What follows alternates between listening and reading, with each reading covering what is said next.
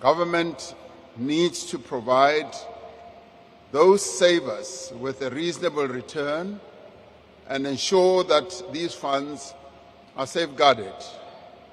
So the investments in whatever infrastructure project needs to be prudent.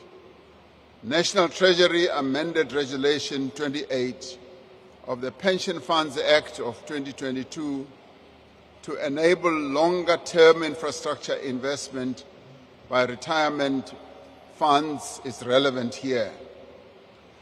The amendments that were introduced have a definition of infrastructure and set an upper limit of 45% for investment by pension funds and infrastructure. To further facilitate investment in infrastructure and economic development, the limit between hedge funds and private equity has also been split. There will now be a separate and higher allocation to private equity assets. It is increased from 10% to 15% to allow for greater investments in infrastructure by these entities. In the medium-term budget policy statement of October 2024, the Minister of Finance announced work that is underway on mechanisms to complement the changes to Regulation 28 that were put in place through the development of specific investment vehicles to simplify and incentivize institutional investors. I do believe that details of these mechanisms will be published and better articulated by the Minister as he presents the budget.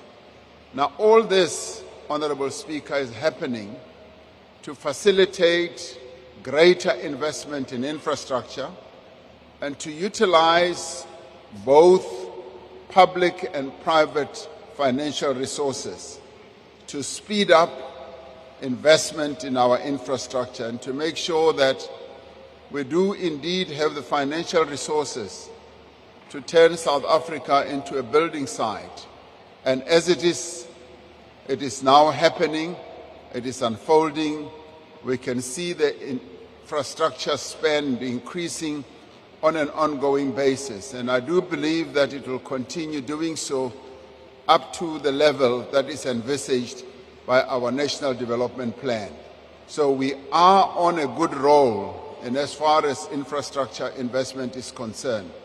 And we will see more and more of infrastructure spend and built, and we will be able to achieve what we have been articulating in as far as infrastructure is concerned.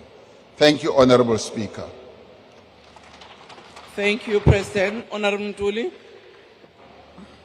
Thank you very much, Madam Speaker. Good afternoon to you, honourable members and the President. And thanks, President, for your reply in this regard. But, Mr. President, my own observation is that the pension funds have not taken advantage of the amendment to Regulation 28. Because since that was done in 2022, there hasn't been any tangible investment coming from their direction. So my question is, has the President made any assessment as to why that advantage has not been taken care of? If yes, in your findings or preliminary findings, Mr. President, what are the impediments? And what intervention that, in your own view, may be required to entice the pension funds towards this investment, because we all agree that it is in the interest of the developmental agenda of our country. Thanks, Speaker. Thank you, Mr. President. Thank you, Honourable Speaker. Yes, what Honourable Ntuli is talking about is true. There hasn't been much take-up, and in many ways there are a number of impediments, and one of those is the project preparation process. Because in order for projects to be properly funded, they need to be presented as bankable, as sufficiently processed as to be the type of projects that will, one, be done within budget, within the time frame that's set out, and be properly presented to their own investment committees. Now, one of the weaknesses that we have had, and this has been articulated over and over again, Minister Ramaphosa, when he was heading Infrastructure South Africa, he worked very diligently in establishing ISA, but also in working on the project preparation process. And one of the things that was done through Investment South Africa, which continues to be done through the Ministry of Public Works and Infrastructure, is to build capacity both at national as well as provincial level, so that projects can be properly assessed and be prepared for investments. Now, this has been one of the key weaknesses that we have had. Financial institutions, both pension funds and others, have been saying, bring us projects that are properly assessed, properly prepared, and we will be able to fund. So in part, the mistake and the fault has been on our side, and now with the regulations clearly articulated, and the Minister of Finance will speak more and more about it when he presents his budget, we've now identified much clearer funding instruments, funding vehicles, but at the same time, project preparation really becomes the key. And we are already seeing all of this beginning to happen. And we also want it to happen not only at national level, but at departmental level as well. So that when a department is allocated funds for infrastructure, they should be able to have a team of people in the department that are going to prepare the project and make it fundable, and then take it to Treasury through the facility we have in Treasury, and finally have it funded by the various institutions, be it the Development Bank of South Africa, where we already have a facility there for project preparation. Honorable Ntuli, I do now believe that more and more projects are going to be properly prepared and they will be able to be implemented. Thank you, Honorable Speaker. Thank you. Honorable Alexander.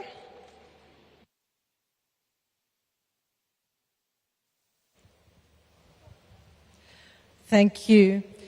Mr. President, another way of saying leveraging the balance sheet of the Republic is taking other people's money to pay the state bills. Does the President agree that by taking other people's money to cure past ANC government fecal spending habits, he is yet again showing potential investors a red flag, who would rather invest their money in other places that where government can seize it? What guarantee can you give the people of South Africa that your position won't change? Thank you, Mr. President. Honorable Speaker, I'm afraid that there's a bit of an echo, and I didn't hear the full import of the question, which I'd like to respond to. I don't know how this can be improved, because I had snippets. But I'd like to hear the full question, so Thank that you. I'll ask the honourable member Alexander to please repeat your question. Thank you, Mr. President. Another way of saying leveraging the balance sheet of the Republic is by taking other people's money to pay state bills. Does the President agree that by taking other people's money to cure the past ANC government fecal spending habits, he is showing yet another red flag to potential investors, both domestic and foreign, who would rather invest their money in other places where government won't seize it? What guarantees can you give the people of South Africa that this will not happen? Thank you, Honorable President. Thank you, Honorable Speaker. I've now heard, well, I think in the investment world, when you attract people to come and invest, you are essentially using other people's money, but that money has to be used for the purpose for which it was meant. And it can never be that when you entice people to come and invest their money, and they put money, say, in projects which will go to improving your balance sheet, you then utilize the money for other purposes. And this is precisely what we now are going to be following. As we invite investors to come and invest in funding our infrastructure build, the project preparation process will be ensuring that the money that is put for project build will be utilized for that. I would never see any of that money being utilized for other purposes, because once it is invested in a project, it will be project specific, and what the honorable member is saying will not and should not arise. So I'm sorry to disappoint you. The project preparation process will focus on the projects themselves, and money will be utilized for that purpose. Thank you, Honorable Speaker. Thank you, Mr. President. Honorable Thring.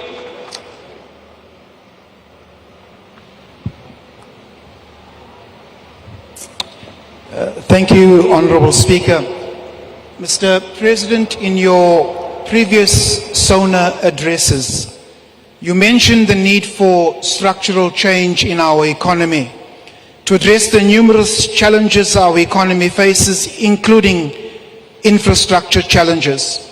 Structural changes refers to the policy changes resulting in a shift of the economy's structure, moving it from low productivity activities to higher productivity, capital and skill intensive activities across economic sectors. Now, Mr. President, as our economy stutters on 0.6% GDP growth, can you outline succinctly what specific economic structural changes, including policy changes, you have initiated to support South Africa's infrastructure and industrial growth without compromising the pension funds of our South African citizens? Thank you. Thank you, Honorable the President. Honorable Speaker, when pension funds will deploy their money or their pensioners or members' money into projects that we envisage, they will be doing so after careful examination, after prudent analysis. So I'm confident that through their investment committees, they will be able to invest in our infrastructure, knowing that their members' monies will not be lost as they invest in our build-up for infrastructure. Now, what we have been saying is our economy does need restructuring. And one of the ways in which we've been pursuing is to introduce structural reforms. We did say that in phase one, we're going to focus on our network industries. Our network industries are now being repositioned. But as we do that, we're also seeking to focus on transformation. The transformation that will make the economy grow on an inclusive basis, leaving no other people behind. We are now going to focus on the second phase of our structural reforms, and that is going to focus on areas such as water, as well as local government, and making our state more capable. Now, local government is important because it delivers services to our people, and that impacts on their livelihoods. But that also gives up opportunities to begin and to deepen the restructuring of our economy as we get our local people, businesses in our towns and in our rural areas and in our townships to become more actively involved in various sectors of our economy. And that process on its own is, yes, working on the restructuring of our economy, an economy that we inherited from the era of apartheid. We are working on it through the various pieces of legislation that we have to ensure that indeed we do move forward with the restructuring process. And this Parliament, this National Assembly, has passed many pieces of legislation that are leading us in that direction. So indeed, the restructuring, which is not a one-day event, will continue to take place as we move forward and we also accede to higher levels of economic growth. Thank you, Honorable Speaker.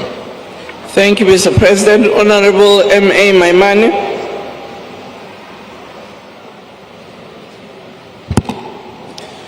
Honorable Speaker, Mr. President, the National Development Plan proposes that our infrastructure spend ought to be 30% of GDP. As we sit at the moment, we're sitting at 14%, and the public sector is less than that. Mr. President, you went to Johannesburg recently, which, as you speak about the PRC, some of the fund holders live in Johannesburg. I agree with you, Johannesburg is a mess. People can't get electricity, there's load reduction, there's water problems. So, Mr. President, I ask you, if we are going to invest in infrastructure and show people that we want to see 5% GDP growth, is it not time that we place Johannesburg under administration? Or will we wait until it's too late and the people's money has been wasted? Thank you very much. Thank you, Honorable the President. Thank you, Honorable Speaker.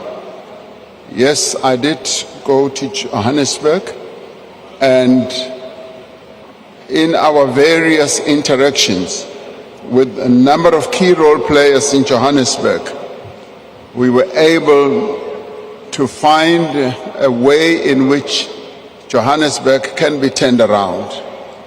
And we have seen that in action in another metro, in eThekwini.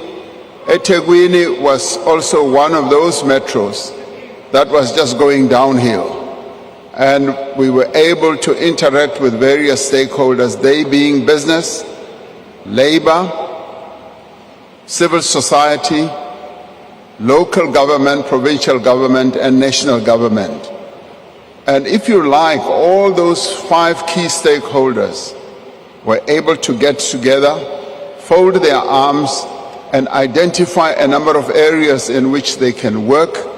We established work streams that had a representation of all these role players, and they worked through the various issues from water to crime to through a number of other issues. And today, eThekwini, of course, with good leadership, is beginning to turn around, and we're already beginning to see great dividends. For me, it was a joy to have a meeting with all stakeholders last year and saw how the business community, the unions, and civil society were all clamoring to get on the podium to outline their plans of recovery for eThekwini. I expect the same to obtain in Johannesburg. Already a meeting with the banks, because Johannesburg is still the capital city of money.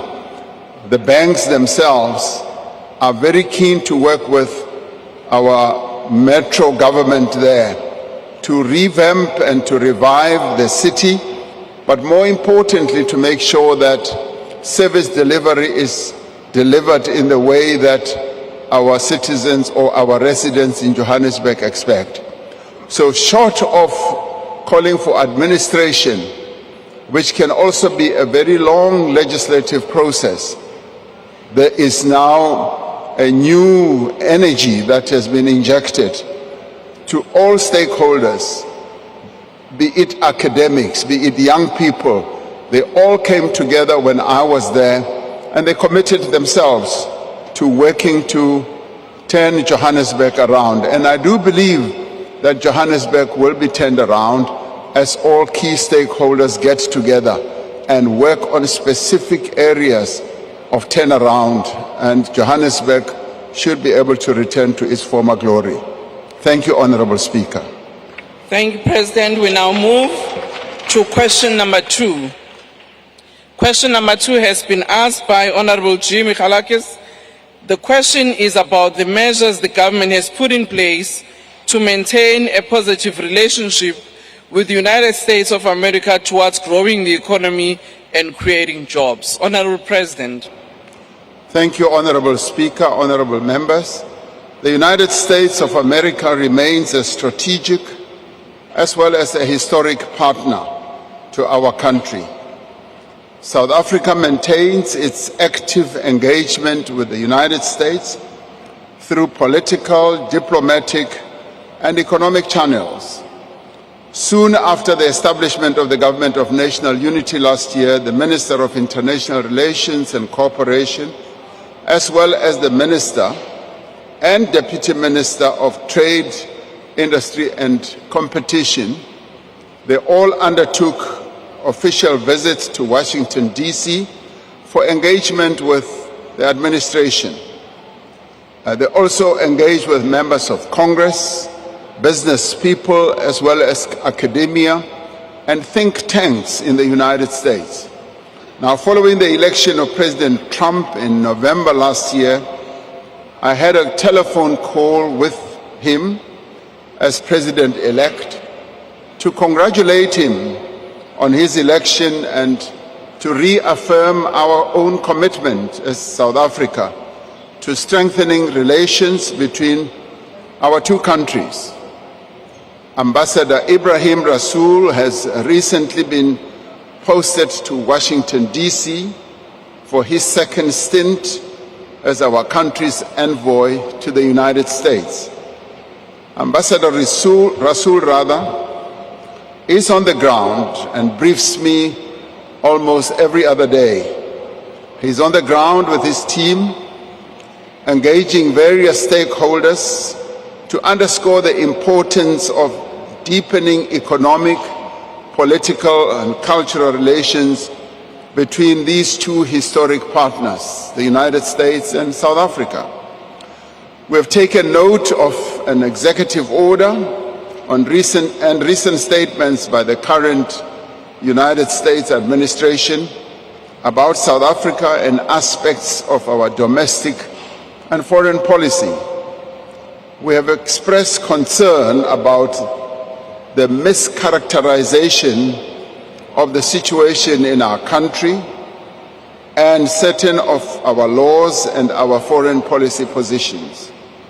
We will continue to engage the United States of America and other stakeholders to correct this mischaracterization and to ensure that we restore ties between our two countries.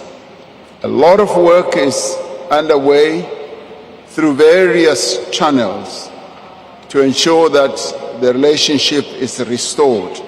And I'm confident that all the efforts that we are putting in place, both diplomatic, political, and otherwise, will bear fruit. Thank you, Honorable Speaker. Thank you, Mr. President. Honorable Michalakis. Thank you, Madam Speaker. Mr. President, when AGOA goes, what will you say to the tens of thousands of workers, many of them members of your own political ally, COSATU, who work in the motor industry and who will lose their jobs as a direct consequence of previous ANC foreign and domestic policy? Thank you. Mr. President. Thank you, Honorable Speaker. The AGOA free trade opportunity that was inaugurated under President Bush has been going on for a number of years. A number of countries on our continent have been given opportunities to participate, and some have had their participation withdrawn. And as they've had their participation withdrawn, they have had to find ways in which they can enhance their exports. Participation in AGOA is not at our behest. It is at the behest of the United States. And what we seek to do, and have done so for many years, is to demonstrate that we are a good trading partner to the United States and indeed to many other countries around the world, and that we do adhere to rules and regulations that are put in place to enable our participation in trade agreements, whether they are bilateral or multilateral. There is going to be a review of the AGOA process, and last year, you might recall, we held the African and US AGOA forum here in our own country, and we were able, together with many other African countries, to demonstrate that we do derive value from AGOA, but we also give value. We export, but we also import from the United States. So it is a two-way process, as it is with many other countries around the world.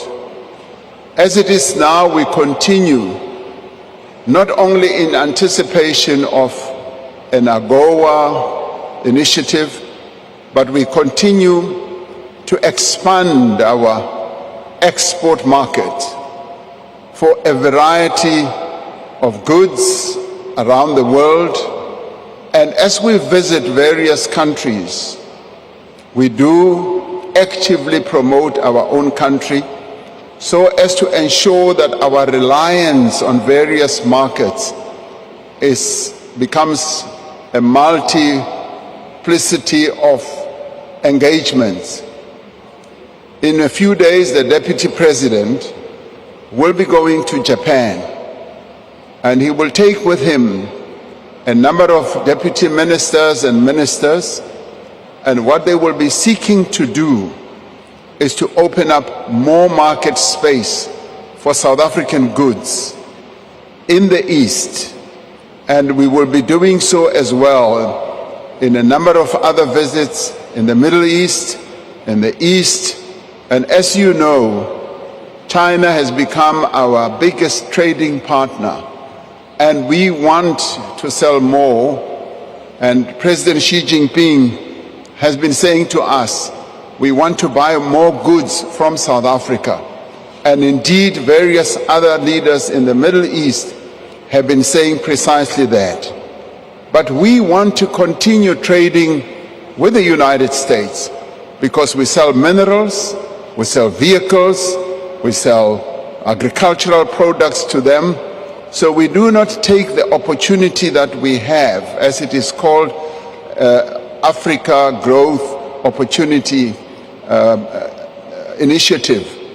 We don't take that opportunity lightly. But at the same time, we want to also demonstrate that, yes, we have value to add. As you may want to know, when I spoke to President Trump, when he was president-elect, congratulating him, I informed him that we value participating in AGOA, but I also informed him that we also sell critical minerals to the United States, and the relationship is fairly balanced. So many workers benefit from our AGOA participation, but at the same time, many other American workers also benefit from what we sell to AGOA. So it is balanced, and we want to see that balance and the mutual benefit carrying on into the future. Thank you, Honorable Speaker. Thank you, President. Honorable Mukutu. Thank you very much, Speaker. Mr. President, there are fly-by-nights such as AfriForum and Solidarity, who without any political mandate, but they are narrow interest groups who want to hijack our foreign policy by propagating misinformation to hamstring South Africa from advancing transformation policies. Mr. President, what is your view on AfriForum's and Solidarity misinformation crusade in the USA?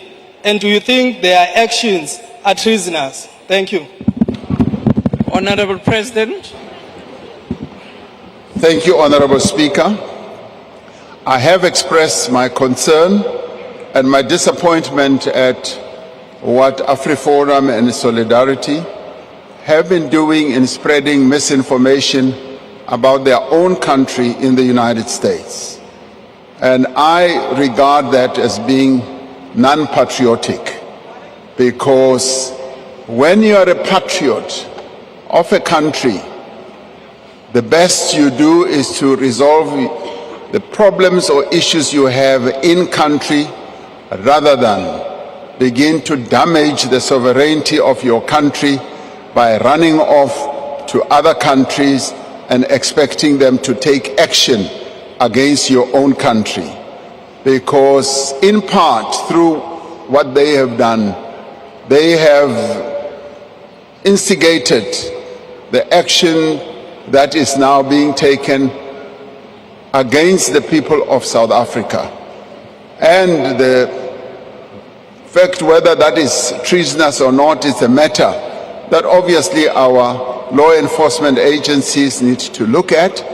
The National Prosecuting Agency needs to look at that. But I take a dim view, in fact, a very negative view of what has ensued as they run around the world, bad-mouthing their own country and putting their country into disrepute, not by things that are happening, but by misinformation, and that also leads to dividing our own nation, because what they are seeking to do is to spread racist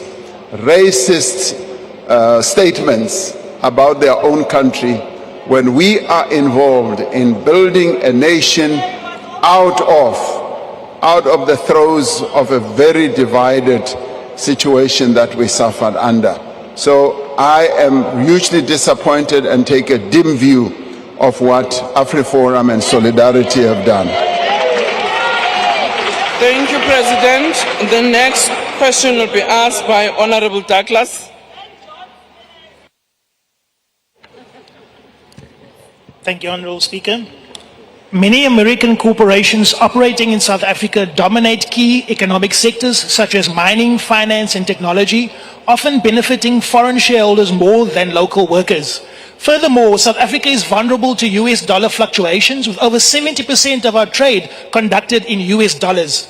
Rising US interest rates have worsened our debt burden and trade deficit, while South African businesses remain exposed to currency and political volatility. What has your government done to commit to expanding local currency trade with BRICS and African partners to reduce our dependency on the United States of America and strengthen our economic resilience and the rand? Thank you. Honorable President. Thank you, Honorable Chairperson. We continue to strengthen our own economic resilience, and we do so in a variety of ways, by spreading our involvement with many other countries, our membership of BRICS, and indeed our participation in the G20, and also when we keep being invited to the G7, and our membership of the G77 and the non-aligned movement, means that as a country we seek to participate in various forums to advance the interests of South Africa and to make our own economy resilient. And that is why our foreign policy is about advancing our own national interests first and foremost, and also ensuring that South Africa becomes more and more of a resilient country. The issue of currency has been flighted in the BRICS discussions. That is underway. And of course, the US dollar and other European currencies continue to be currencies that are utilized in trade and what have you. And in the end, our own economy has to be strengthened so that even as we trade with various other countries, we trade as a strong economy, an economy that we are strengthening. In a few days, or a day or so, 2 days, we're going to be having a summit with the European Union. The European Union and South Africa regularly have their own summits. This is now our turn to host them here in South Africa. And in that summit, we are also going to discuss issues of economic growth and trade and how we continue relating to each other at a political level. And through those engagements, what we seek to do is to advance our own country's interests.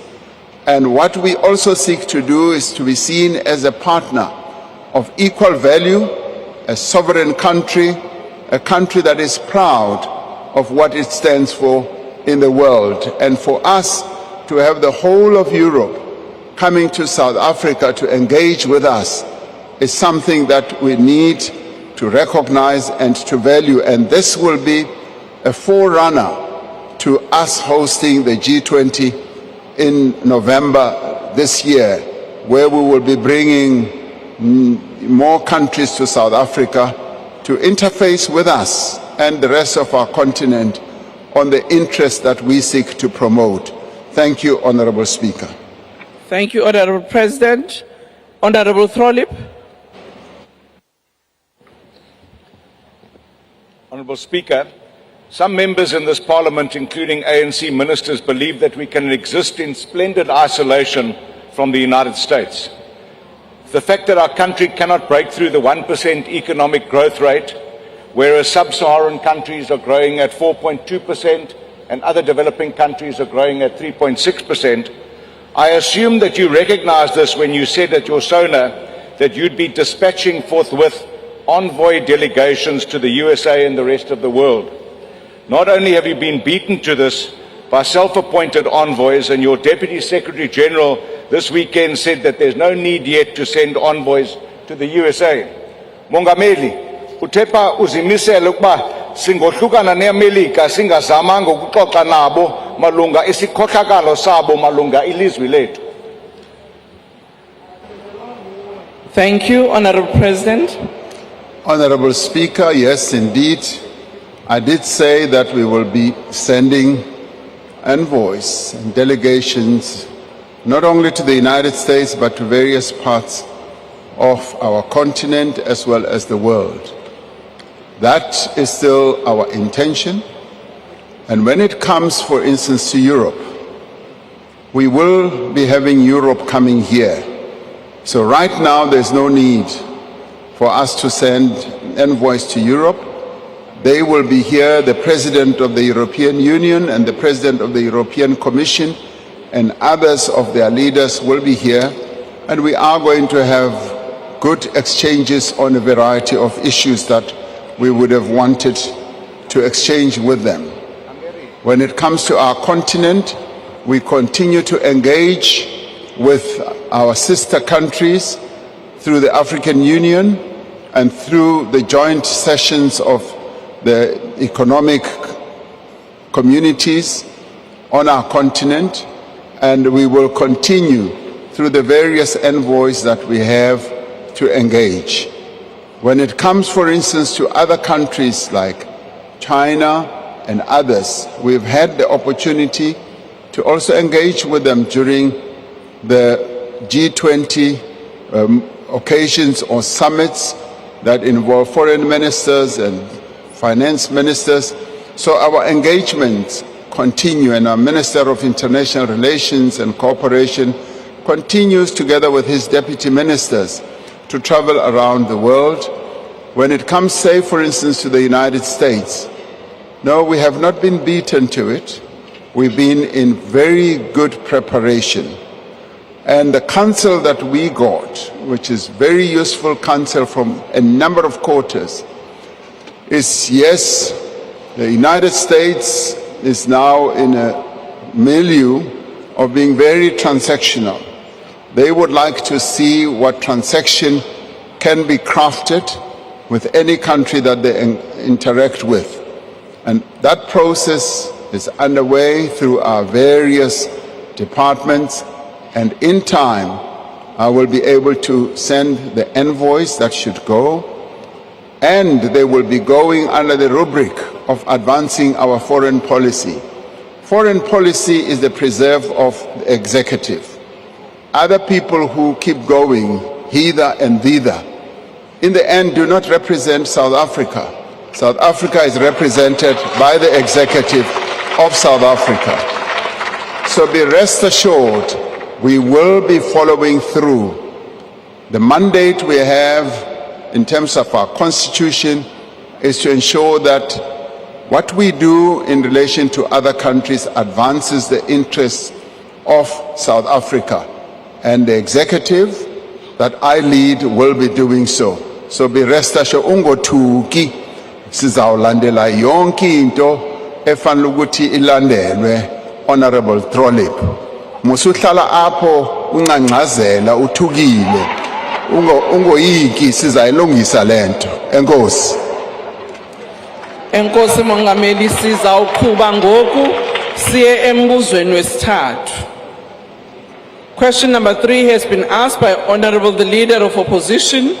The question is about how the Government of National Unity will eradicate the glaring disparities of inequality and unequal wealth distribution which remain in line with apartheid racial classification. Honorable President. Thank you, Honorable Speaker, honorable members. South Africa remains a highly unequal society. Despite progress that we have made in several areas, inequality continues to exist in our country. Participation in the economy and the distribution of wealth still reflects the racial and gender divides of the past, of both the colonial as well as the apartheid past. In responding to this fundamental challenge, we are guided by our Constitution, which places a responsibility on the state to take measures to redress the effects of past racial discrimination. This is specifically stated in our Constitution. Successive democratic administrations have therefore introduced various transformational measures, such as broad-based black economic empowerment, employment equity, and other transformational policies. And they have introduced a variety of legislative laws or laws that seek to address the imperative that was stated in our Constitution. To assess progress in this regard, the Broad-Based Black Economic Empowerment Commission undertakes annual assessments, and based on the assessments they make, it has established that, yes, black ownership in our economy is steadily improving. It has also established that women ownership in our economy is also improving, it's not stagnant. The Commission has found that since 2017, there has been a cumulative increase of assets acquired by black people through a variety of transactions, and they have been rising on a continuous basis. As outlined in the State of the Nation address last month, our focus is on empowering those people who were deliberately excluded by law, by convention, by practice, from playing a key role in the economy of their own country. This includes black people, with the broader definition of black. It also includes women and persons of disabilities. We are therefore also setting aside transformational instruments such as funding that will, over the next 5 years, be able to assist black people to get into various areas of economic activity, such as small business enterprises. We are continuing with the Black Industrialist Program, which is helping in many ways to expand the country's industrial base and develop a new generation or cohort of industrialists in our country. Having regard to the fact that many industrialists of the past were also aided and abetted by the apartheid regime, and it behoves on us as the administration under democracy to give whatever assistance that we can. We are working with industry players through various master plans that we've put together and other initiatives to increase black ownership in key sectors of the economy. But we're also creating opportunities, ensuring that black people do now have greater opportunity to play or to be active in the economy of the country, something which was previously only reserved for white South Africans. Government is also supporting the growth and development of small, medium, and micro enterprises, especially in townships and in rural areas. These businesses are vital drivers of economic growth as well as job creation and poverty reduction. The work underway to reduce inequality is not limited to these direct interventions in the economy. Around 60% of non-interest spending goes to programs that form part of the broader social wage. There aren't many countries in the world that delineate up to 60% to spending on social wage. When I last looked, I found that we were at the upper level of many other countries. Significant progress is being made in areas like education, which is one of the most critical instruments to reduce inequality and foster prosperity for all. We have significantly expanded access to education for children and young people. Today, more than 10 million learners go to public schools where they do not have to pay fees.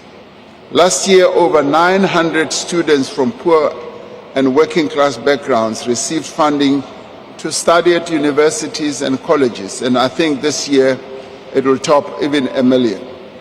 We are making grade R compulsory, that all children have a solid educational foundation that will contribute to their success later in life, because success should be engendered when children are still young. Through the introduction of the National Health Insurance, we are working to reduce the huge disparities in access to health care. This will improve the quality of life of millions of poor South Africans and to reduce the cost of their health care and improve their productivity. Now, through the provision of subsidized housing, of free basic services for the indigent, as well as through land reform, we are helping to reduce inequality and better enable people to participate in the economy. And obviously, the task is huge. It is huge, and we are doing everything to ensure that many people are not left behind. All these interventions taken together contribute to reducing inequality and to improve the level of participation by black people in the economy. Now, to achieve greater and more meaningful economic empowerment, we need to grow the economy at a much faster rate and create jobs that are needed by the people of our country. That is the central focus of this administration.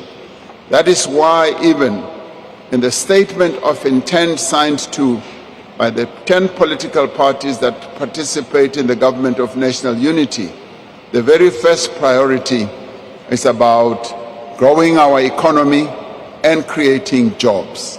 This we do to foster the transformation that is needed in our country. I thank you, Honorable Speaker. Thank you, Mr. President. Honorable Leader of the Opposition. Ngiyabonga kakhulu somlomo ohloniphekileyo. Umbuzo olandelayo ngizocela ukubuza ngesiZulu. Uyavuma yini na Mnumzane Ramaphosa ukuthi yinye nje kuphela into eyoqeda usizi kanye nenhlupheko ebantwini abampisholo futhi kuphele nendlala kanye nesikhala esikhulu kwezomnotho phakathi kwabantu abadla imbuya ngothi kanye nalabo abadla idombolo likapondo iningi labo abandlebe zikhanya ilanga. Leyo nto ke ukushintsha usection 25 we-constitution so that wonke umuntu abe ne-access emhlabeni, strain abantu bethu sikwazi ukulima sonke. Mangabe umbono wakho ungahambisani nombono we-MK party, kungani na Mongameli? Thank you, Honorable President. Thank you, Honorable Chairperson. The issue of land reform is a matter that is top of mind for this administration. And through a variety of programs, through a variety of initiatives, we are fostering this objective. We agree that indeed access to land, we agree that our people working the land is a historic objective that needs to be attained. We are in the process of ensuring that we do give our land or the land to our people. I will admit that we've been slow. We have not been as fast as we ought to have been, but at the same time, a number of agricultural economists do testify to the fact that progress is being made, and it is being made in a determined manner. And when we look at the agricultural sector itself, where land is a very important ingredient, we do find that, yes, the participation of black people is still at the lower level, but it is said that it is increasing. What we need to do is to hasten that process, and we hasten it through the various initiatives and progress that we have. And as we do so, we seek to equip our people to work the land more effectively, to ensure that there is productivity on their land. And those who are already participating, we find that they are already getting involved in our various value chains, agro-processing, and a number of them are already participating in the export opportunity. And it's been a joy for me to find that some of them are in citrus exports, they are in various parts of agricultural products exports. And when we look at categories of, say, agricultural products, we do find that black people are acceding to appreciable levels, but we still need to increase that exponentially. Section 25 of the Constitution does give us opportunities. We have now enacted a piece of legislation, Expropriation Act, that is also going to give greater muscle, greater ability for us to address the land question in South Africa. So a multiplicity of initiatives are underway, and I am confident that yes, we will finally be able to achieve the objective that our people have struggled for over the years. Thank you, Honorable Speaker. Siyabonga Mongameli. Sichibiyelo sombuzo wesibili sizothathwa ilunga elihloniphekile uKJ Maimel. Thank you, Honorable Speaker. Honorable President, acknowledging the continued government commitment to economic transformation, particularly through the introduction of the Transformation Fund, what measures will this administration consider to ensure that the financial sector implements fair and transparent capital financing practices to support small and medium enterprises, black-owned businesses, and historically disadvantaged individuals, and to foster economic inclusion, especially given that research has indicated that the private sector, particularly financial institutions such as banks, may be engaging in preferential treatment in funding applications, disproportionately benefiting certain groups while disadvantaging others. Thank you, Honorable Speaker. The Honorable President. Thank you, Honorable Speaker. As one talks to a number of black business people, one continues to hear the recurrent challenge that they face, access to finance. And they always say that they find it very difficult with our financial institutions to get access to finance on favorable terms. And they often go to state financial institutions like the IDC, like a number of other institutions that we have set up, and are able to address the challenge that a number of small medium enterprises face. And through the Department of Small Business, we are fostering the access to finance, but also other measures to assist small and medium enterprises. So through this fund, we hope and intend to make finance black people, particularly women, to be active participants in the economy. And this is what this fund, working together with other financial institutions, aims to do. And through this, we will hope to attract more funding also from the private sector, to see the value of supporting small and medium enterprises, as they should be playing a key role in the growth of our economy, and they should be creating up to 60% of the jobs that we have in our economy, as they often do in many other countries. So there is a clear intention to utilize such a fund effectively to support small and medium enterprises, and particularly women-owned and led businesses. Thank you, Honorable Speaker. Thank you, Mr. President. The third supplement by the Honorable Boshoff. Thank you, Honorable. Political equality through a federal dispensation which could facilitate the creation of economic equality. However, the actual settlement was for a unitary state where overwhelmingly political power was vested in one segment, and policies should have created economic balance. To date, it has some economic power might be traded for some political power. The Honorable President.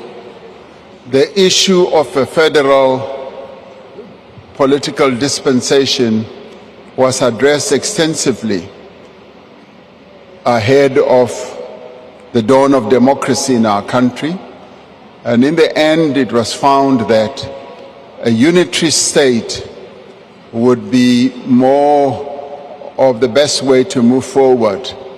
South Africa, having emerged from a very terrible balkanization that had been created by the Apartheid regime, where they sought to divide our people, to divide the country into small little states that had no chance of future to succeed.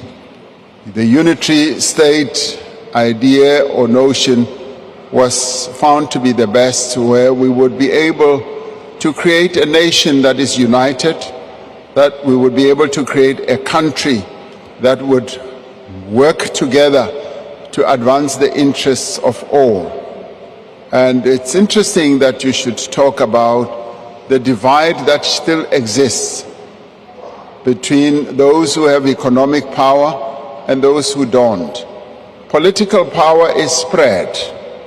We are one of the most admired nations when it comes to the spread of political power, because we are a democracy in which various political parties participate, both at national, provincial, and at local level. So political power is diffused, and it is the political system that was found to be the best for our country, particularly through proportional representation. The economic power is still the major challenge that we face, because those who have always held on to economic assets and economic power resist to embrace the transformational agenda that our country seeks to achieve. This is where real work still needs to be done by all of us as South Africans to diffuse economic power so that all South Africans can benefit from the economy of their own country, as set out in the Freedom Charter, which said, and written by our forebears, the economic wealth of the country should be shared by all. As it is now, it is shared, by your own admission, by just a few people. We want economic power to be shared by all South Africans without exception. Thank you, Honourable Speaker. The last supplementary question will be asked by the Honourable Mashlatsi.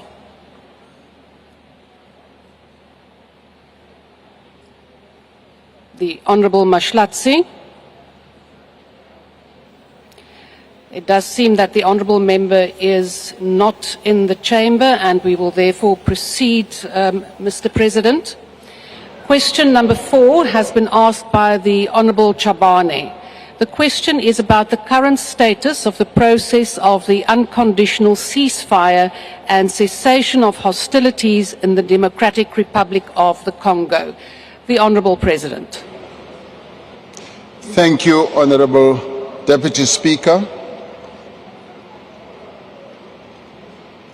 On the 8th of February this year, there was a joint summit between the heads of state of SADC and the East African Community in Dar es Salaam in Tanzania to deliberate on the security situation in the DRC. In that meeting, the joint summit directed the EAC and SADC Chiefs of Defense Force to meet and provide technical direction on, amongst other things, the immediate and unconditional ceasefire, as well as the cessation of hostilities, as well as the reopening of the Goma airport. An extraordinary summit of SADC heads of state and government of the Organ Troika met on the 6th of March to receive updates on the security situation in the East DRC. The SADC organ, as well as the defense chiefs responsible for promoting security in SADC, decided that we should continue with the process of ensuring that there is a ceasefire. Now, South Africa attended the summit as one of the troop contributing countries. Now, this Troika, having deliberated on the report of the Defense Subcommittee, felt that we should make recommendations that will be put forward to the summit of the SADC heads of states to be convened soon this week. South Africa remains committed to working with fellow SADC countries to contribute to an inclusive as well as a negotiated settlement on the conflict in the DRC. In working together with the other countries, particularly through SADC, we are assured that the decisions that are taken and the initiatives that are taken to ensure that there is peace and there is a durable ceasefire in the DRC will enhance the proper cessation of hostilities. That will lead in the end, yes, to the withdrawal of the various troops that are from troop contributing countries as peace will be installed in that part of the DRC. So at the next Heads of State meeting, we will be deliberating on the next steps that need to be taken in this regard. Thank you, Honourable Deputy Speaker. Thank you, Honourable President. I have been informed that the Honourable Mashlaule will take charge of the first question on behalf of the Honourable Chabane in accordance with Rule 137 sub 10A. I now recognise the Honourable Mashlaule. Thank you very much, Deputy Speaker. Honourable President, on the 28th of February 2025, the UN Relief Coordinator's Office reported that the humanitarian situation continues to deteriorate as M23 rebels push deeper into the region, capturing key towns and displacing thousands of people. What is the impact of this advancement of the rebels into the region on the initiative of ceasefire and cessation of hostilities as decided by the SADC EAC summit? The Honourable President. The situation in the eastern DRC, particularly in Sake and Goma, continues to be precarious. And that is where our troops are located. And the situation is quite tenuous. But at the same time, the cessation of hostilities is holding. Now, through the various summits and meetings and discussions that we are holding, from the chiefs of defense force to ministers to the heads of states, we are hoping to consolidate that and to halt any further movement by any of the armies that are surging forward. So right now, when there will be a meeting of SADC and thereafter followed up by a joint meeting of EAC and SADC, we are hoping that we will be able to have a more durable ceasefire that will lead to a permanent cessation of hostilities. The good thing is that meetings are now underway and further meetings are being planned that will also involve the heads of states through the facilitation of those either former heads of states that have been identified or current heads of states. Those meetings are now going on and they will go on and they will have a positive bearing on what now needs to happen in the DRC going forward. We are bent on ensuring that peace is installed in the eastern DRC so that the displacement of people should also cease and the deaths of people should cease, and in the end our troops should come back home. Thank you, Honourable Deputy Speaker. The second supplementary question will be asked by the Honourable Hutton.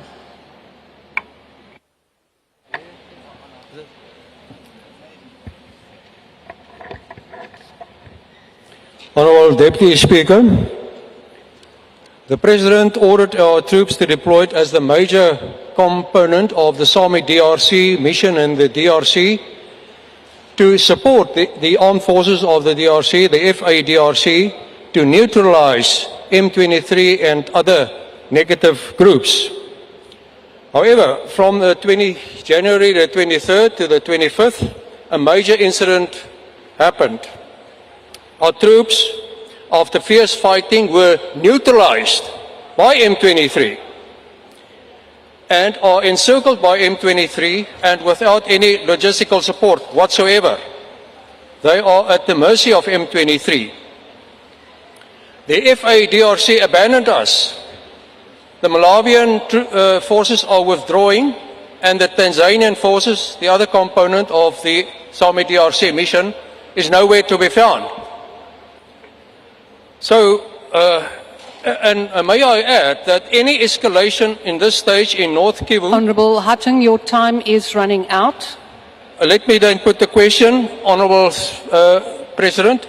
When and how will our soldiers and secondly our main battle equipment be withdrawn from the DRC? Thank you, And is it not Hutton. time that the President, as the Commander-in-Chief, inform the nation about the truth about the situation of our troops in the DRC? Hutton, your time has expired. The Honourable President.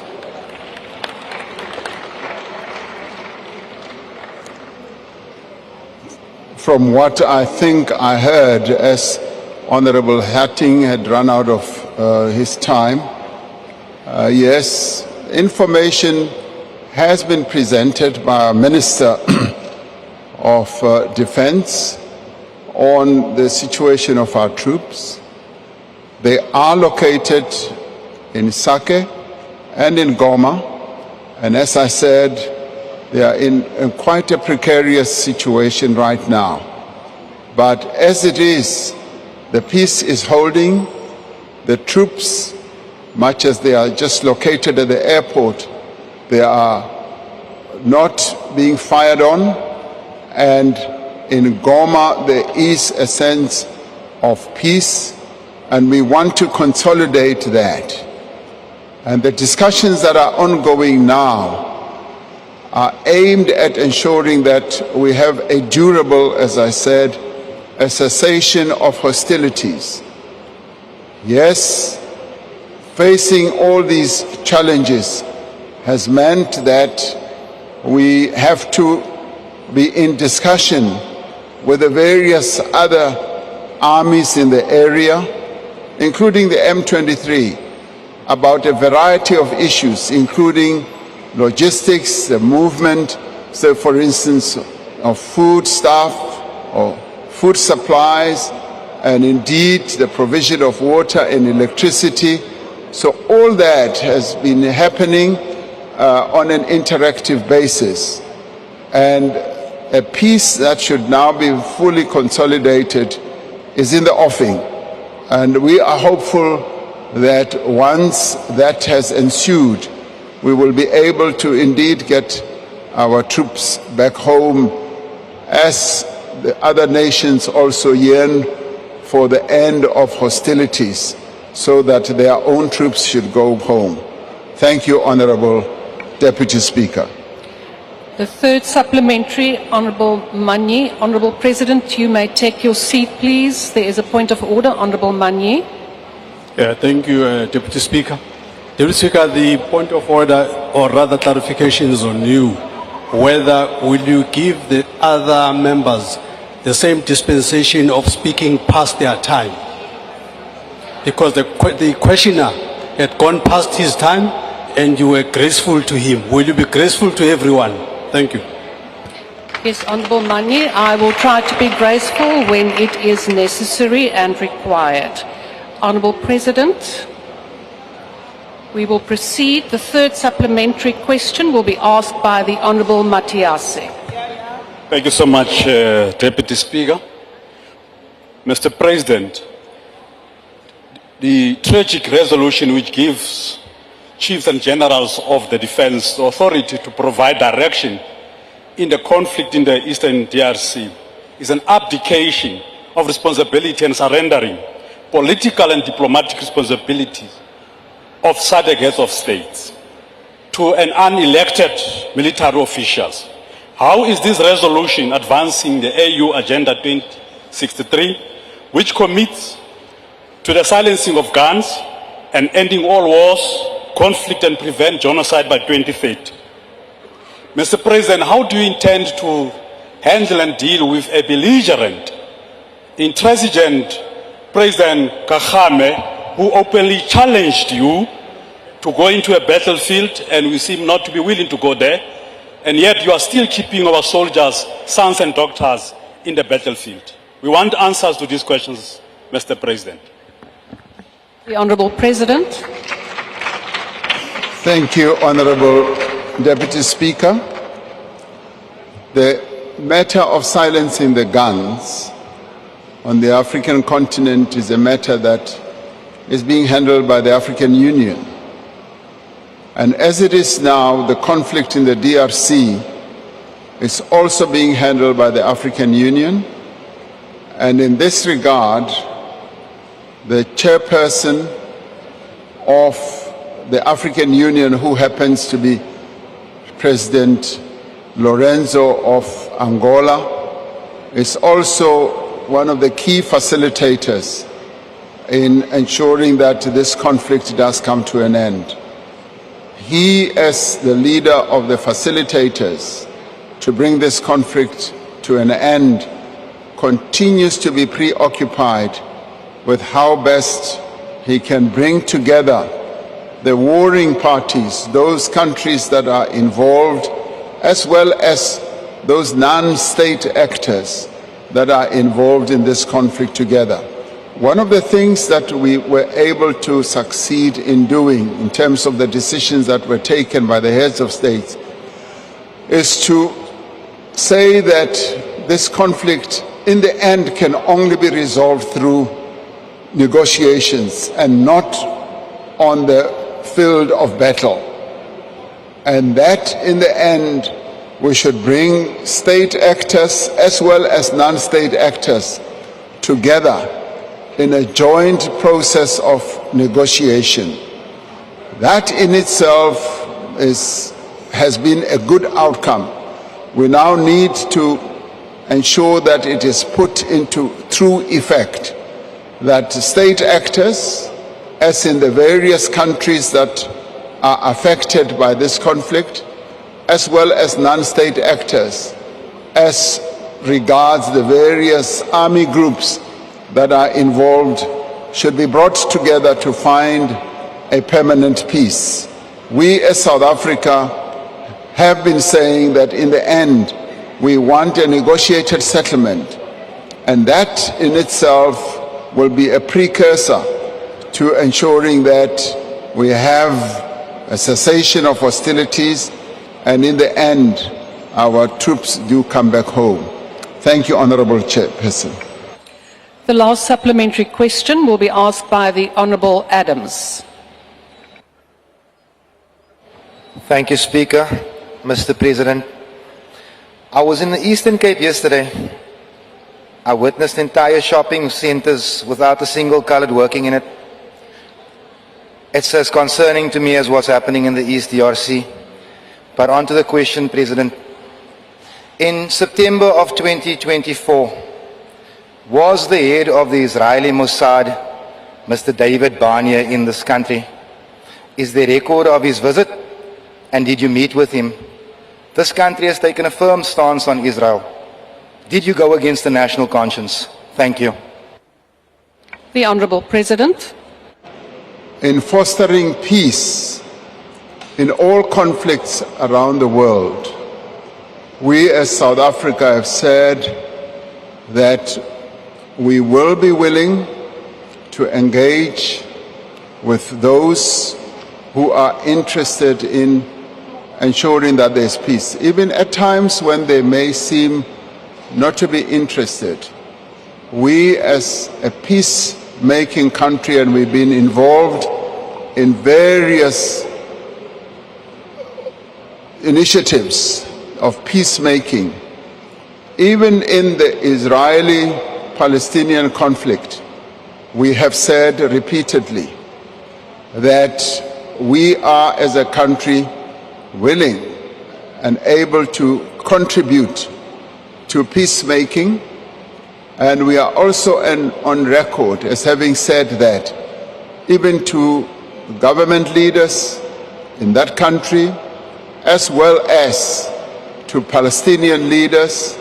And in fact, Palestinian leaders have even said, you as South Africa, you have a great lesson to teach the world, because you have been able to find ways of resolving what the world once thought was an intractable problem.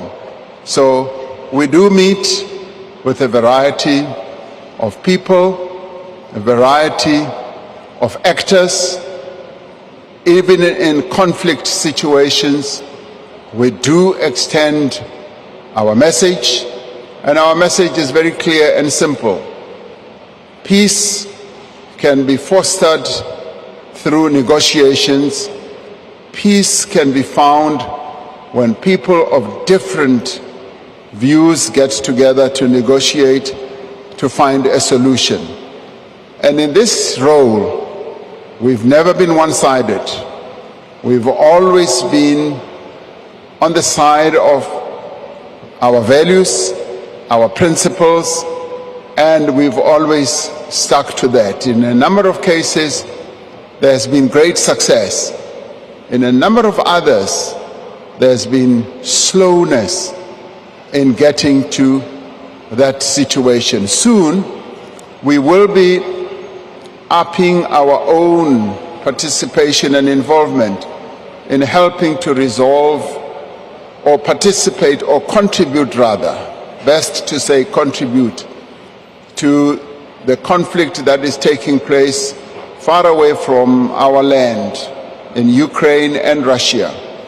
We will be continuing our engagement in that, and that engagement has continued both through our envoys and through channels that have been established and channels that continue to work more effectively when they are not in the public glare, but all the time seeking to act in accordance with our principles, with the value system that we have embraced as a country. So, as South Africa, we will always be ready to foster peace, to talk to people who may be at different ends of the pole, trying to bring them together to ensure that there's a peace process. Thank you, Honorable Deputy Speaker. Thank you, Mr. President. Question number 5 has been asked by the Honourable J.S. Malema. The question is about whether the President's call to Elon Musk, an unelected businessman, was used as a diplomatic channel, and if so, what role did the Minister of International Relations and Cooperation play in arranging the meeting and the subsequent call? The Honourable President. A very simple and straightforward answer to that. Yes, I have spoken to Mr. Elon Musk. Yes, the Minister of International Relations has either been in occasions when I have met with Mr. Elon Musk, if you want to know, we together with Minister of Trade and Industry and Minister of International Relations and Cooperation met with Mr. Elon Musk when I went to the United Nations General Assembly last year. He came to my hotel room and we had a discussion, and the discussion revolved around his would-be investments. So did I speak to him? Yes, recently the answer is yes. And this we do because we continue to engage with a variety of people through diplomatic channels, as well as we engage with them through various constituencies in countries that we have relations with. And as I've indicated through this conversation that I had, we were able to have a discussion on what was a mischaracterization of what was being said about our country. And he being a person who is quite, I would say, influential, whether one likes it or not, as we interact with various people, business academic, research, or otherwise, we do interact with people who we believe are able to discuss issues with some people in very official categories. So we do talk to non-state actors as well as state actors. And we will continue to engage with people both inside and outside of South Africa to promote our country and to promote the interests of our country. There's just nothing sinister about the various discussions that we hold with a variety of people. Even on an ongoing basis, when people make contact with us, yes, we talk to them, but we always make sure that our foreign policy positions are advanced and they are not undermined or diluted. Thank you very much, Honorable Speaker. The first supplementary question will be asked by the Honourable Malema. Thank you, Deputy Speaker. Mr. President, I don't know wittingly or unwittingly, when you were answering the question about our relationship with the USA, not once have you mentioned DERCO or Minister of International Relations. And this is as a result of you having met Elon Musk during the UN General Assembly and knowing very well the views of Elon Musk about South Africa, racist, white supremacist views about South Africa, which led to you meeting him because you thought you were going to clarify those issues. Unrepentant racist became emboldened and then made more bad remarks about South Africa even after meeting you physically. You still saw a need to go outside the diplomatic channels and made a contact with an individual, not using diplomatic relations or mechanism within which we resolve diplomatic disputes as South Africa. Don't you think you individually have emboldened white people to undermine us, and you have single-handedly destroyed the diplomatic relations of South Africa with other countries, and you have destroyed and juniorized the Department of International Relations? Mr. President. And Elon Musk, and worse, Elon Musk, you organized a meeting with him or that telephone conversation through his immoral father, politically, economically, and otherwise. A man who has engaged in business in South Africa through illegal means, even when he has admitted to do so. Those are the type of characters you can't speak to. Imagine, Mr. President, had they said Donald Trump called the Guptas during that time. What were you going to say? You are going to say that Guptas are an independent state actor. You are not going to say that. You are going to feel undermined. And that's exactly what you have done. What are you saying about established practices of resolving issues in a diplomatic way and diplomatic channels in South Africa? Do you have a full confidence in the Minister of DERCO and the department itself? You speak about an ambassador in Washington or New York. That ambassador belongs to the Department of International Relations. Instead of talking about international relations, leadership, and the department, you talk about ambassador. But when you talk about DRC, you talk about Minister of Defense is doing 1, 2, 3. You don't say ambassador in DRC is doing 1, 2, 3. Thank you very much. Honourable President.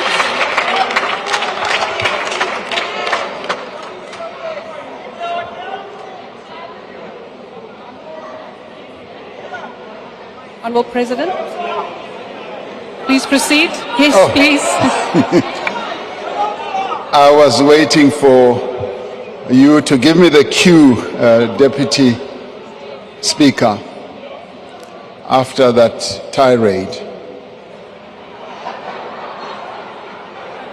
Now, Honorable Malema, ke kgopela ntho e le nngwe fela. O ska leka go lwantsha president le minister wa gagwe. bjalo wena o nyaka go kena ka mogare taba ya go šoma ga ka le minister wa ka a e batle wena emela ka thoko ka obane wa bona ha re le di meeting tsa rena tsa cabinet kapa di thing kapa au yo wena o ba o se gona le gore re šomisana bjang ka bane minister o re ha fetsa go etsa dilo tsa gage a bolela le batho o ampotsa le nna ke fetsa go bolela le batho ke a mmotsa so wena bjale o leka go kena hare ha rena nka se dumele ntho ewe le ganyane nka se dumele. So we work in a very interactive way. And as I said to you, there is just no way we can say we don't talk to certain people who are either non-state actors or state actors. The discipline that I have always followed, if you care to know, is to always keep my colleagues informed, and they always keep me informed. Be they ministers or deputy ministers, we always know when we do certain things that have to do with the Republic of South Africa. So ke fella hona mowe o ska re lwantsha ke a gopela. Deputy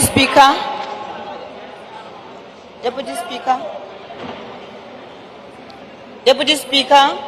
Honourable President, it seems that there is a point of order. If you can please just take your seat. Yes, Honourable Member, Honourable Thank you, Matwe. Deputy Speaker. With all due respect, the President did not answer the question. Instead, he went on and on educating us about his relations with the Minister of South Africa. You might have appointed him, but he's serving for the people of South Africa. And when there's something wrong that you are doing, allow your members of parliament to tell you and show you that this is wrong. Because you can't have the department that has been undermined the way you are undermining it. The minister is there for a purpose. He's there to have interactions with the international community, not for you to be engaging with criminals, Mr. President. So please, Deputy Speaker, with due respect, the President did not answer the question. We ask respectfully for the President to answer the question. Thank you, Honourable Matwe. That is up for the President to decide whether he has answered it. He is the replier to this question. Honourable President, there is another point of order before we proceed. Honourable Manye. Thank you, Deputy Speaker. Mine is a different one. I'm just worried about the mics here. You know, when Honourable Malema was speaking, you put your mic on, your lips were moving, but there was no sound. Just now you will say somebody disregarded your ruling. Can we get the IT people to attend to the sound, to the mic issue? Thank you. Thank you, Honourable Manye. Yes, indeed, there is a little bit of a problem with the switch here. I'm quite aware of that, so I am concentrating that it switches on before I speak. Honourable President, please proceed. Thank you, Honourable Speaker. It's a simple answer. In whatever I do not seek to undermine any of the colleagues I work with. Thank you, Honourable Deputy Speaker. Thank you, Honourable President. The second supplementary question will be asked by the Honourable Gigaba. Thank you, Honourable Speaker. There is obviously an urgent need for a new multi-pronged strategy in relation to the new geopolitical risks that we are facing, especially in light of recent US elections and the treasonous actions of AfriForum and Solidarity. Mr. President, can you provide light to the nation as to measures government is taking to ensure that we harness national consensus, patriotism and solidarity and responsibility including that of people of South African origin living abroad, to persuade them to contribute positively towards projecting South Africa positively globally, advance our national interests, and combat anti-South Africa and anti-transformation propaganda? Thank you. The Honourable President. Honourable Deputy Speaker, thank you. Yes, Honourable Kigaba, we should all, as South Africans, be projecting a very positive image about our country. And this much we have said, particularly to people who, either through the work they do, through their travels, have an opportunity to interact with people in various other countries as they travel, as they work elsewhere, and indeed in whatever they say. We often say that, be proud of your country. We are a sovereign nation, and we stand very proud amongst nations of what we are and what we've been able to achieve since the dawn of our democracy. Let us speak about all that, and whatever problems and challenges we have, we should have opportunities to discuss them here at home. We have said that insistently also to the business community who are able to travel all over the world, and that message seems to have been heeded and is being heeded as we speak now, because they are coalescing around what South Africa is and what South Africa is all about. And we have not had much of negative talk from them about their own country. And indeed, in our engagements with people, South Africans who are in the diaspora, we also seek to foster that type of message. When I've traveled to various countries, particularly in the US, we do take time to meet South Africans who are in the diaspora, who often say that we want to continue engaging with the leadership of the country so that we can hear exactly what progress is being made, so that we can beam it much louder where we are. So this is a mission that all of us should take up. Wherever we have time to interact with various people, let us be projecting that type of messaging to the world, to those that we interact with. So thank you very much, Honourable Kigaba, for putting that firmly on the agenda, and I do believe that it should be firmly put on the national agenda, so that all of us as South Africans should act out our patriotism, and by doing so we are able to demonstrate to all and sundry in various countries that we are proud of our country, and our country that is standing as a sovereign country, a country that will not allow itself to be tossed hither and thither, or even be bullied by other stronger and bigger nations, because we are a country that is proud of itself. Thank you very much. The third supplementary question will be asked by the Honourable Sali. Thank you, Honourable Deputy Chair. Mr. President, Elon Musk, the unelected businessman as described by Honourable Malema, is funding a foreign campaign in support of genocidal attacks on Palestinians, apartheid policies and US aid sanctions against South Africa.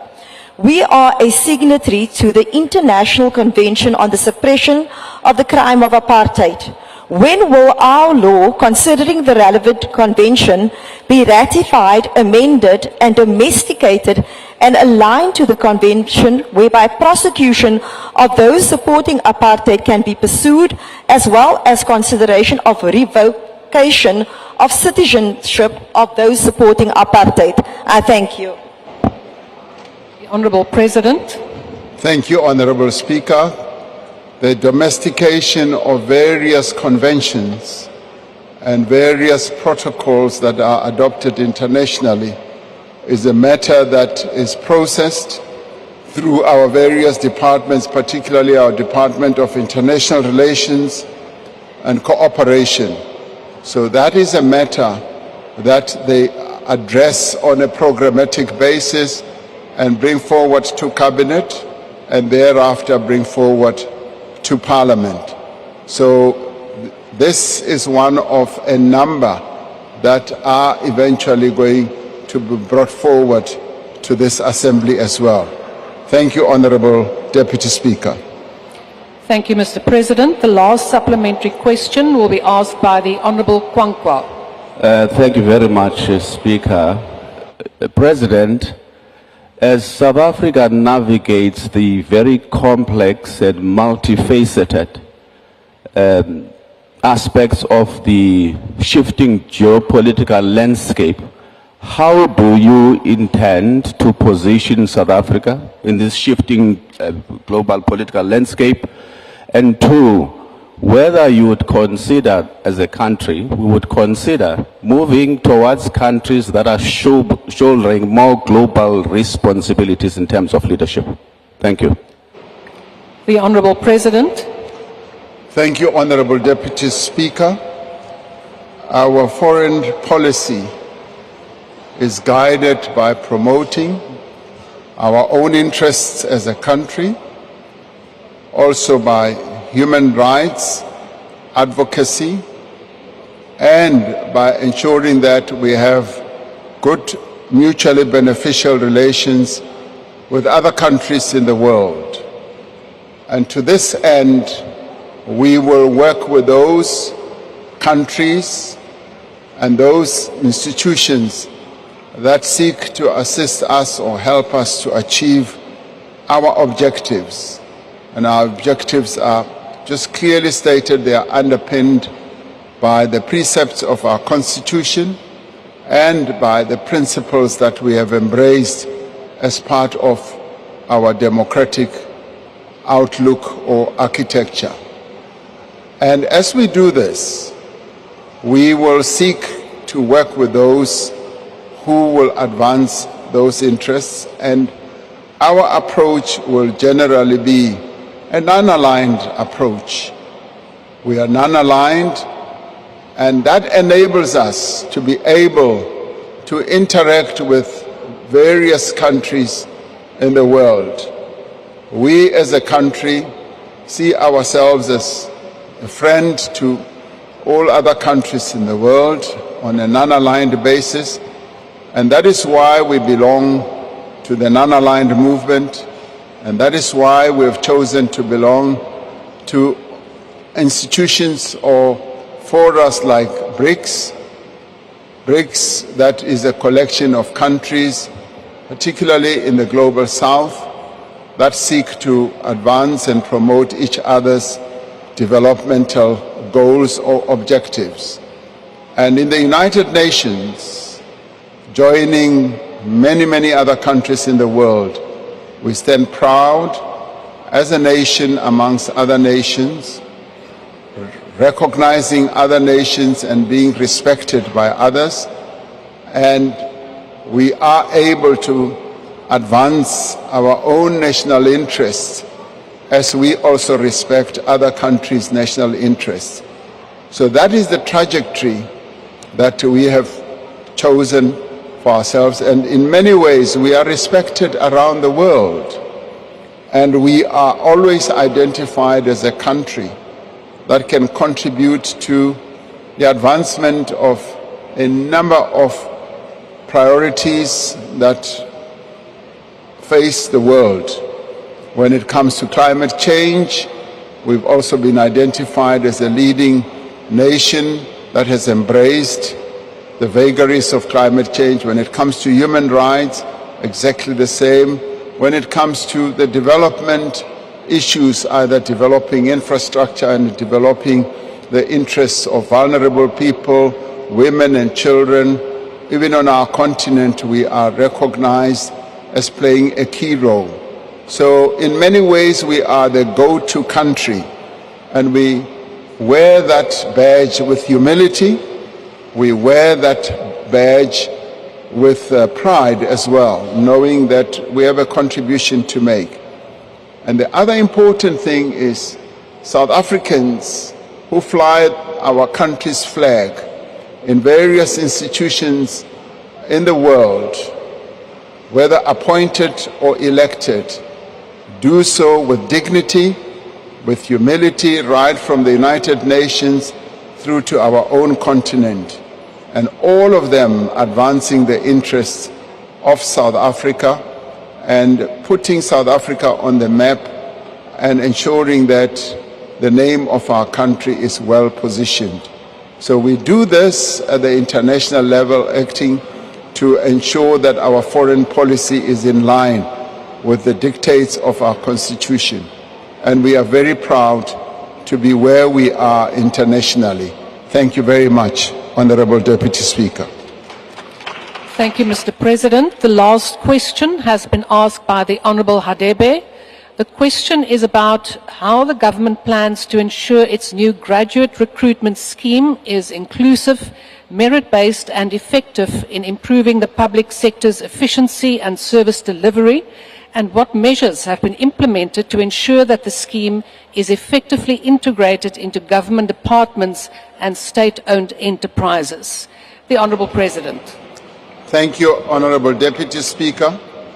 The framework for graduate recruitment schemes in the public sector is essentially aimed at recruiting graduates and young people who have already obtained tertiary qualifications but require some specialized skills, especially in areas such as health, policing, infrastructure planning, engineering, finance, information technology, and other related disciplines. Recruitment into the Graduate Recruitment Scheme program follows the principle of open competition, and in line with the public service regulations, all would-be employees, as well as employees and qualifying entrants to a department, must be given a fair and equitable participation opportunity. The scheme has a considerable potential to respond to many of our country's developmental needs. These include the reduction of unemployment, particularly amongst young people, as well as among designated groups, including women and persons with disabilities. It also has the potential to make a contribution to the eradication of poverty, reduction of inequality, and improved service delivery as well. In December 2018, the Minister of Public Service and Administration issued the framework for implementation across the public service. Currently, the implementation of this framework is ongoing. Departments are required to submit their implementation reports on this basis, and deliberate programs to recruit the best graduates into the public service are an essential part of our strategic priority to build a capable state. So as a state, we've positioned ourselves in a way where we would like young people, women and persons with disabilities to be brought into the state to participate in the various areas where our state seeks to improve services to our people. But we also want these qualified young people to come in their numbers to respond to these advertisements for these positions. This, in part, is the process of professionalizing the state. It is also, in part, to build the capacity of the state to ensure that we've got the very best of South Africans who are going to provide services to the people of South Africa. And when we do have the very best, who would have been chosen through a very fair, equitable, and open process, we will be able to increase the capability of our state. As you well know, one of our stated priorities is to build a capable and developmental state. In order for us to do so, we do need people who are well versed in the various disciplines that can come into the state and perform the work that needs to be performed in the interests of South Africans. Thank you, Honourable Deputy Speaker. The first supplementary question will be asked by the Honourable Hadebe. Thank you, Madam Speaker. Mr. President, the IFP supports and appreciates the initiative of the graduate recruitment scheme, as we have always pushed for unemployed graduates to be absorbed into government employments.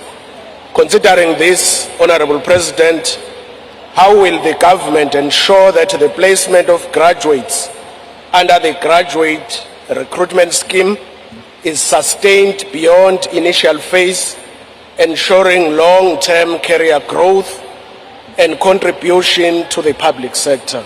Thank you. The Honourable President. Clearly, having brought these young people, the graduates, into the state, we do hope that they will be able to display their own capability and knowledge and to demonstrate how well versed they are in the disciplines that they will have been recruited into, and that they will be able to demonstrate that they can serve our people very well.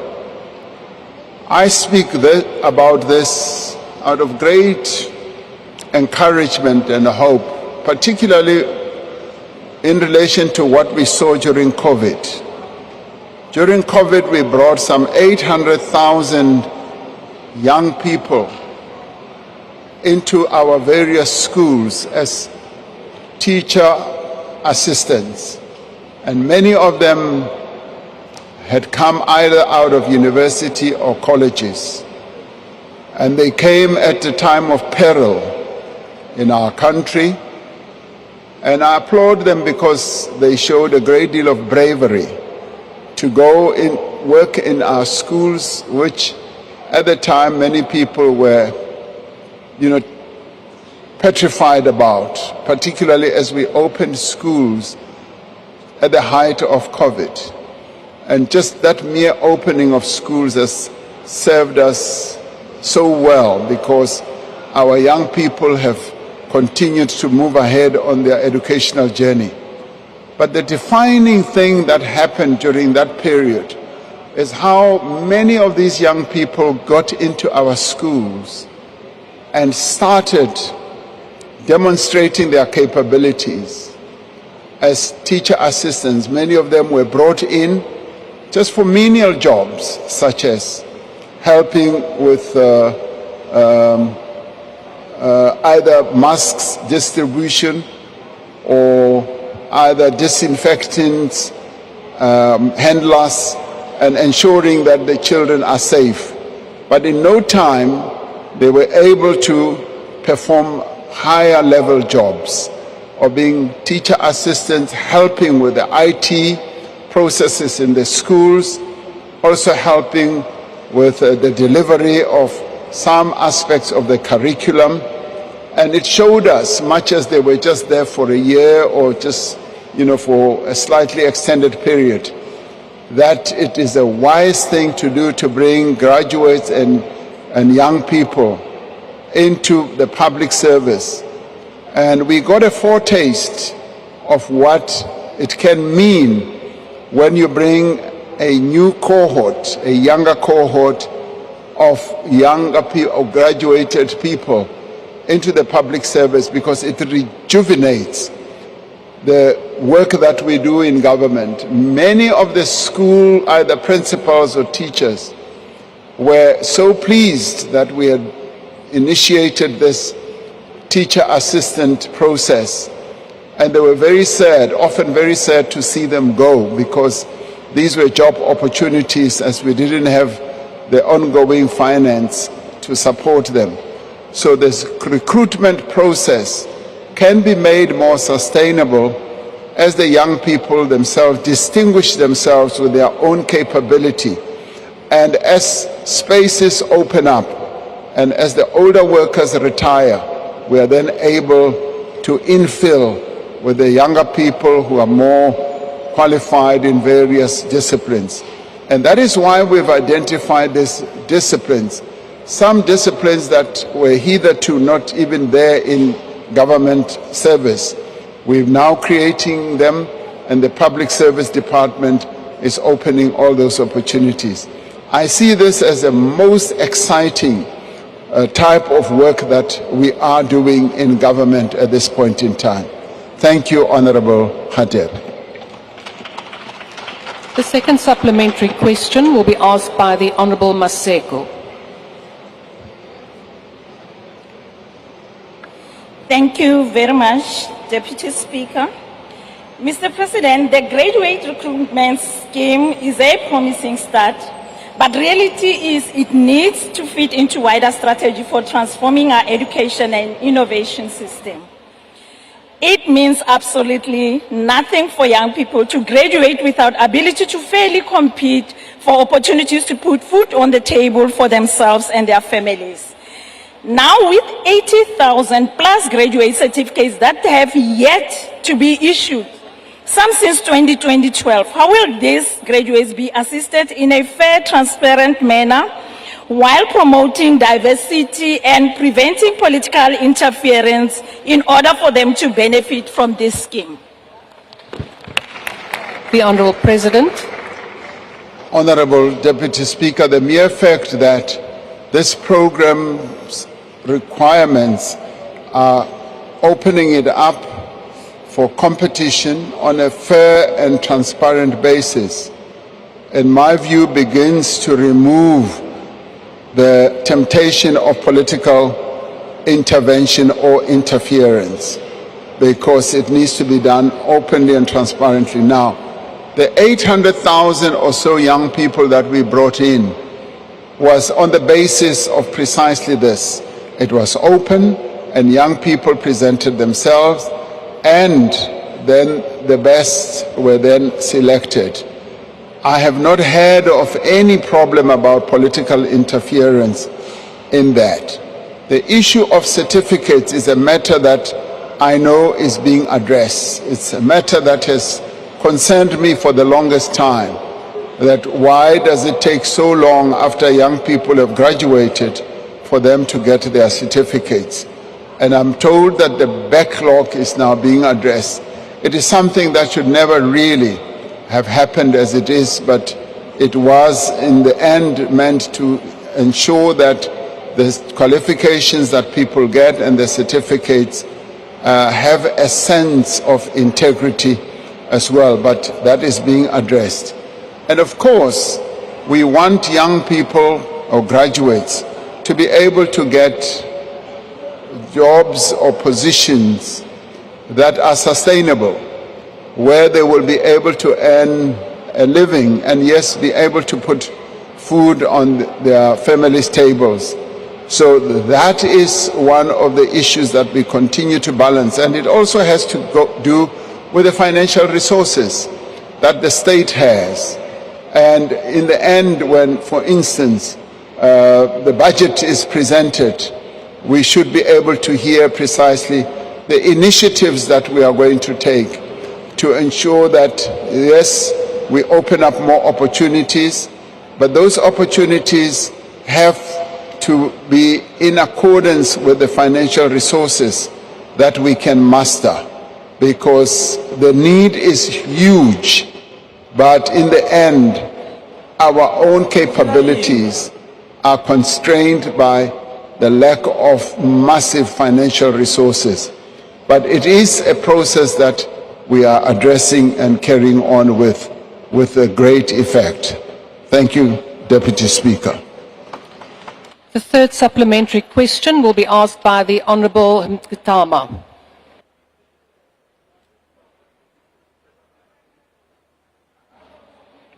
Honourable Mkitama, please proceed. Speaker, I'll be taking the question. Honorable Msezan. Please proceed. Thank you very much. Mr. Ramaphosa,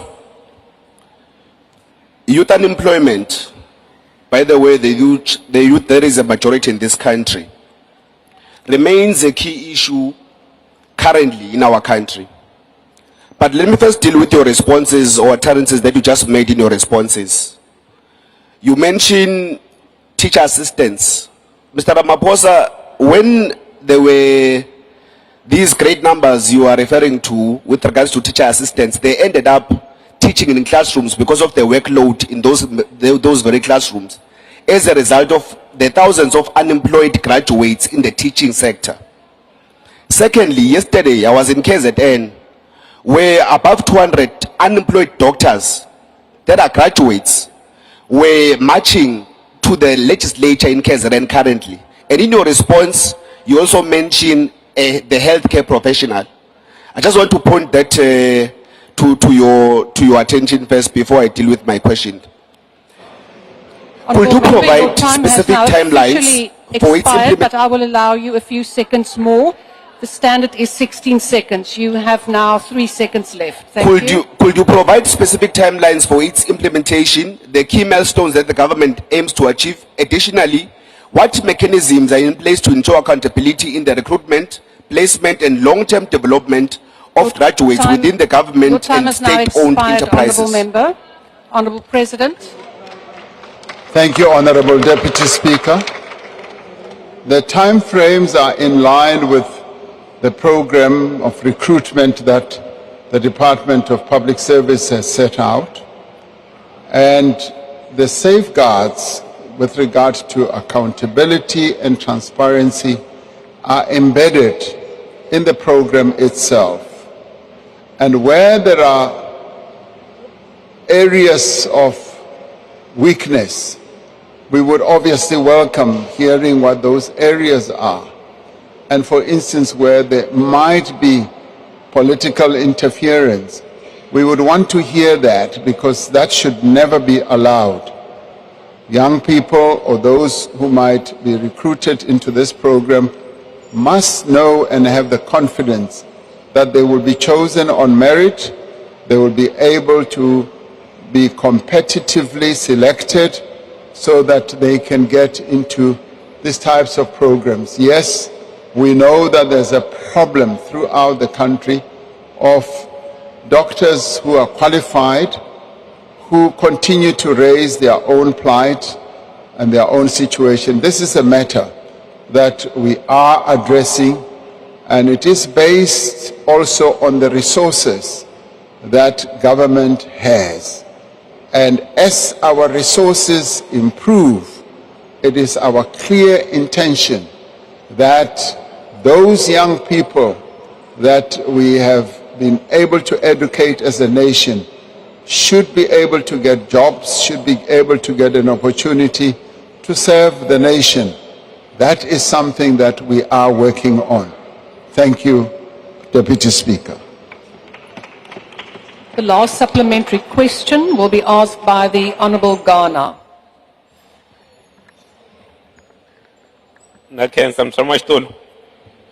Mr. President, we have two connected problems.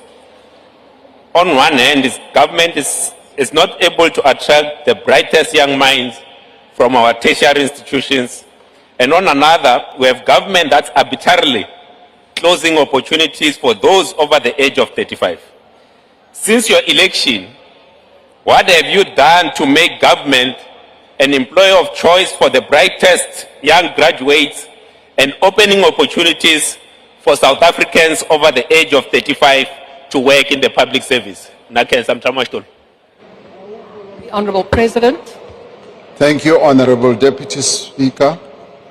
There are a number of initiatives that we have embarked upon to ensure that as many South Africans who are able to contribute to the work of government do come in. And in this regard, we do lay emphasis on, yes, bringing in young people to various key positions where they can make meaningful contributions in relation to the education or the skills that they have acquired.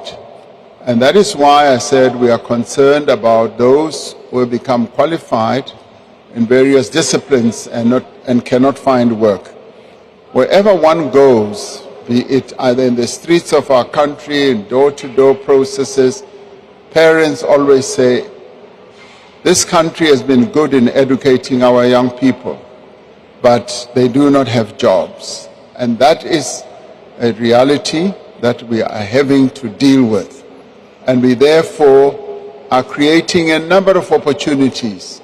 And this one is one of those.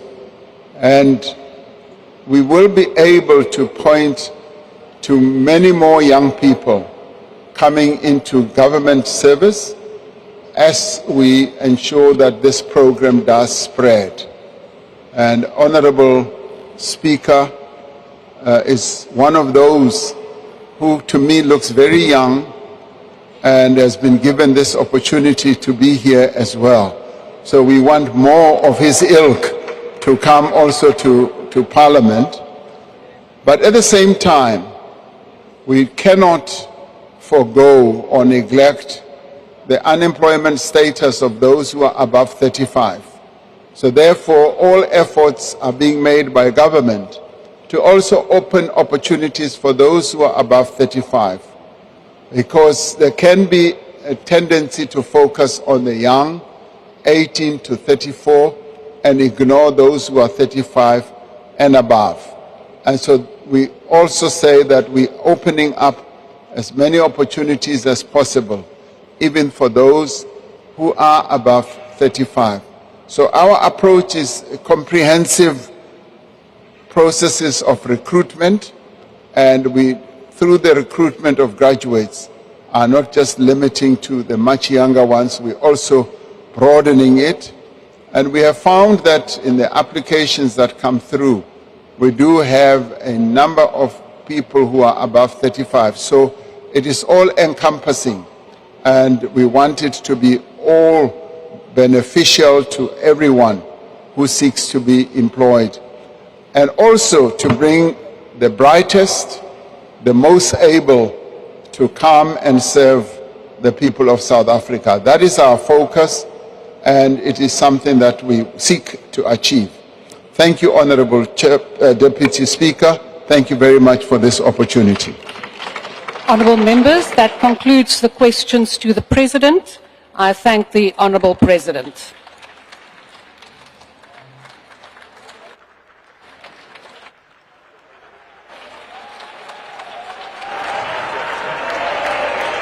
Honourable members,